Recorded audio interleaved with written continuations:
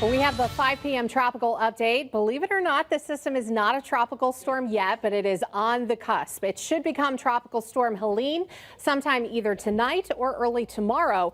And by tomorrow night should be Hurricane Helene. So potential tropical cyclone 9 is its current designation. It is still in the Caribbean. It's expected to quickly develop and rapidly strengthen as it moves into the very warm waters of the Gulf of Mexico.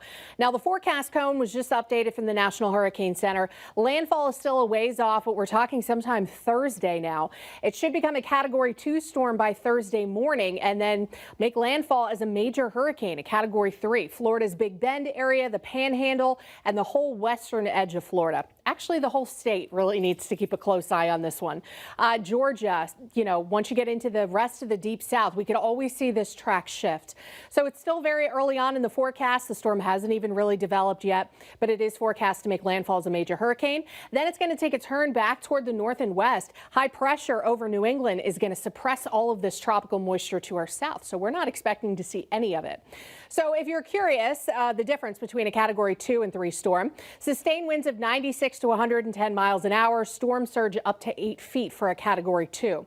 Category 3, a little bit more extensive damage, 111 to 130 mile an hour sustained wind with a storm surge of 9 to 12 feet. Definitely can pack such a punch. Now, that area, of course, of the country is used to dealing with these storms, but they're never the same. They're always different. So we'll see what kind of impacts they're going to have to brace for. But just looking at the Futurecast model, you can see how this thing, once it makes its way through the Yucatan Strait, it really starts to come together and become more organized. Then you can see that clear, defined eye as it makes its way toward the Florida Panhandle by Thursday.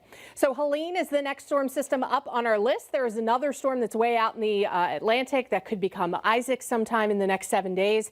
Right now, 70% probability of development, but so far it is so far out to our east that it is no concern to the U.S. right now. Here at home, we're just battling the cloud cover. Clouds coming in from the west, clouds coming in from the east, a couple of showers out west too.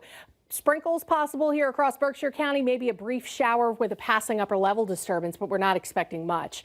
And tonight we may actually get some partial clearing well after midnight. That could allow for a little fog to form in the Connecticut River Valley for tomorrow morning. Breezes out of the northeast continue tomorrow. We'll have clouds coming in from both directions again, but I do think we'll have some breaks of sunshine off and on throughout the day. Looking really nice actually for Tuesday, just not full sunshine. Then shower chances start to increase by Wednesday morning. We'll have a warm front and a cold front coming into the area. So mugginess will start to increase Wednesday. We'll certainly feel it for Thursday. And Thursday morning looks like a good soaking is possible. Cold front will come in for Thursday afternoon. Once that passes, we'll go back to dry conditions for actually another big stretch of days. We could get a decent soaking up to a ½ inch as expected. This might be a little bit overdone. We don't want to jump into, an inch plus. It is possible, but I think a ¼ inch to a ½ inch is a little bit more likely. High pressure digs in for the end of the week, so sunshine, 70s during the day, dry air for Friday and this weekend with 40s at night. Not bad weather to wrap up the last weekend at the Big E, and those pleasant conditions last most of next week. Chris and Abby.